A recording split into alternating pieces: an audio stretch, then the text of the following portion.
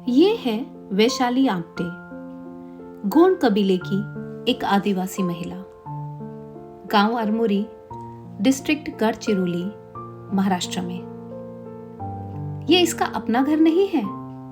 ये तो पिछले 4 दिन से यहाँ इसलिए रह रही है क्योंकि इसको महीना चल रहा है। महीना यानी मासिक धर्म, पीरियड। गोंड कबीले के आदिवासियों में अभी भी ये परंपरा है कि महिलाओं को पीरियड के समय में घर के बाहर एक अलग जगह रहना पड़ता है, और इस तरह की अलग जगह को कहते हैं कुरमा घर, यानी एक पीरियड हट।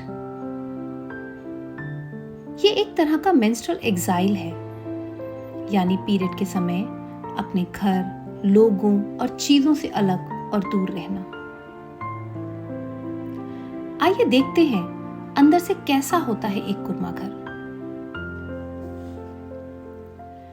मिट्टी की 4 दीवारी, ऊपर खपरेल की छत और बांस या लकड़ी के टुकड़ों से बना एक कमजोर सा दरवाजा। बस यही है कुरमा घर। बिजली, पंखा, ढंग का बिस्तर, शौचालय, पानी, सफाई, सुरक्षा कुछ भी नहीं। चाहे बीमारी हो या बारिश, कड़कती ठंड या गरजती बिजली, 40 साल की महिला या 14 साल की मासूम बच्ची, सबको रहना तो इन्हीं हालात और इसी झोपड़ी में पड़ता है। बरसों पहले इस प्रथा की शुरुआत शायद इसलिए हुई होगी कि घर और बाहर के कड़ी मेहनत वाले काम करने वाली इन महिलाओं को मासिक धर्म के समय आराम दिया जा सके। समय बदल गया, मगर कुरमा घर की प्रथा और उनकी जर्जर हालत आज तक न बदली। रात ढलते ही ये माहौल और भी ज्यादा भयावह हो जाता है। बारिश के समय टपकती छत और जंगली जानवरों का डर शायद इनको ठीक से सोने भी न देता हो।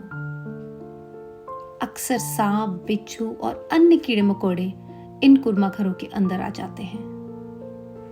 हैरानी की बात यह है कि इतना सब होने और सहने के बाद भी ये महिलाएं इन कुरमा घरों के खिलाफ खुलकर आवाज नहीं उठा पाती।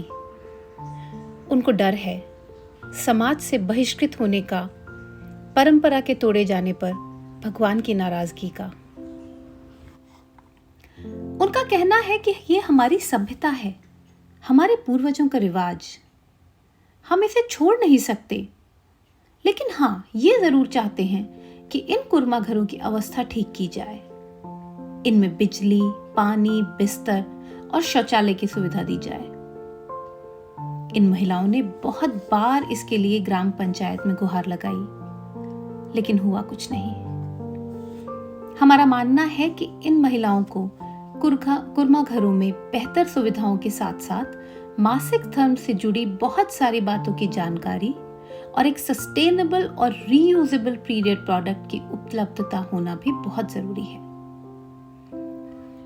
आज जहां एक तरफ हमारे देश की कई महिलाएं ऐसी हैं जो चंद्रयान 3 बनाने वाली टीम का हिस्सा थीं, वहीं दूसरी तरफ ये आदिवासी महिलाएं हैं जो हर महीने अपने जीवन के कुछ अनमोल दिन एक ऐसे बंद 4 दीवारी में गुजार देती हैं जहां बिजली है न पानी, न सुरक्षा, न आराम।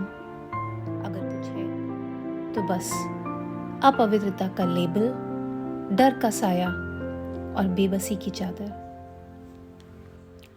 सवाल ये है कि आखिर इनकी इस स्थिति को सुधारने की जिम्मेदारी किसकी है?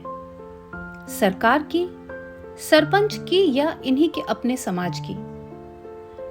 तो जब तक इस जिम्मेदारी को कोई और नहीं अपनाता, चलिए हम और आप मिलके कोशिश करते हैं इन कुरमा घरों को बेहतर करने की, इनको एक इंसान के रहने लायक बनाने की।